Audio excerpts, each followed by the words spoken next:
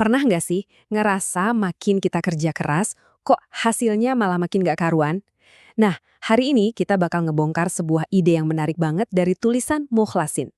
Siap-siap, karena ini bisa jadi mengubah cara kita mandang soal usaha dan sukses.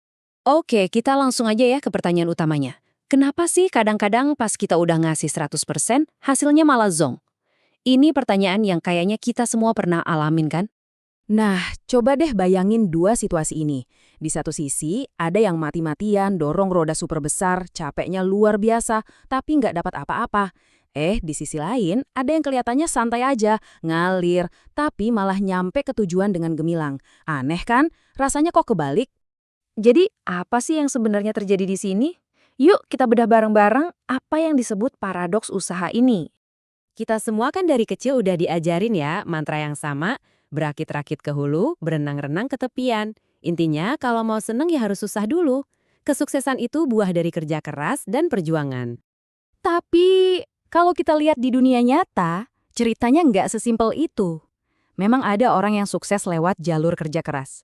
Tapi ada juga loh, orang yang kelihatannya santai, ngalir aja, sukses juga.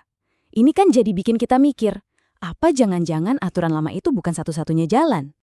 Oke, mari kita lihat lebih dalam lagi. Gimana aturan konvensional soal kerja keras ini mulai kelihatan gak selalu relevan? Contoh paling gampang ya, coba deh perhatiin hierarki di dunia kerja. Buruh, yang kerja fisiknya paling berat, justru dapat bayaran paling kecil. Makin naik jabatannya, jadi mandor, supervisor, sampai manajer, kerja fisiknya makin sedikit, tapi gajinya malah makin gede. Ironis banget kan? Dan tulisan ini, wah, ngerangkumnya pas banget dengan kalimat ini. Makin santai, makin sukses. Makin sukses, makin ndak santai. Ini seolah-olah ngasih tahu kita kalau kunci sukses itu mungkin bukan di ngototnya, tapi justru di kemampuan buat rileks. Oke, jadi kalau bukan kerja fisik yang bikin capek, terus apa dong sumber rasa berat dan perjuangan ini? Nah, menurut sumber ini, akarnya itu cuma ada di satu tempat, yaitu di pikiran kita sendiri. Nah, ini dia nih biang keroknya. Rasa berat itu muncul bukan dari kerjaannya, tapi dari pengakuan. Keyakinan di kepala kita bahwa akulah yang melakukan semuanya. Perasaan ego inilah yang bikin kita capek. Jadi, rasa sulit itu muncul karena kita nggak pasrah sama aliran alami. Kita ngerasa pikiran kita lah yang harus jadi dalang, yang harus ngendaliin semuanya. Jadinya, ya berat, kaku, dan melelahkan. Terus solusinya gimana? Alternatifnya apa? Nah, sumber ini ngajak kita buat nyambung lagi ke sebuah arus yang sebenarnya udah berjalan otomatis di alam semesta. Coba deh kita mundur sebentar. Pikirin pencapaian terbesar kita. Terbentuknya tubuh kita di dalam rahim. Itu kan proses yang super kompleks ya, tapi semuanya terjadi otomatis. Sama sekali tanpa ada usaha sadar dari kita. Luar biasa kan? Dan ini nyambung banget sama kutipan yang satu ini.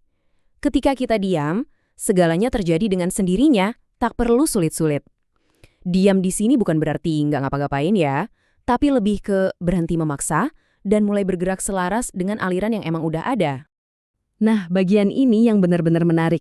Gimana sumber ini ngejelasin cara kerja aliran universal ini? Konsepnya tuh ternyata sederhana banget, tapi dalam. Jadi, sumber ini menyebutnya mesin kehidupan, sebuah mekanisme otomatis yang ngegerakin semua hal. Kedengarannya canggih ya, padahal cara kerjanya sederhana banget, kayak kode biner di komputer. Kodenya cuma 1 dan 0. Isi dan kosong. Oke, gini cara ngejelasinnya.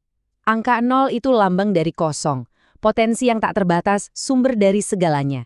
Sementara angka 1 itu adalah isi, ciptaan nyata yang muncul dari kekosongan itu. Jadi, keduanya itu selalu berpasangan. Jadi, si mesin kehidupan ini kerjanya cuma muter terus-menerus secara otomatis antara kosong, 0, dan isi, 1. Dan dari perputaran abadi inilah semua yang ada di alam semesta ini tercipta. Dan yang paling keren, mesin raksasa ini tuh nggak jauh-jauh, dia ada di dalam diri kita sendiri. Yep, itu napas kita. Coba deh rasain sekarang juga. Tiap kali kita tarik napas, kita terhubung sama si 0, sama kekosongan, sama potensi. Dan tiap kita hembuskan napas, kita mewujudkan si 1, sebuah tindakan penciptaan.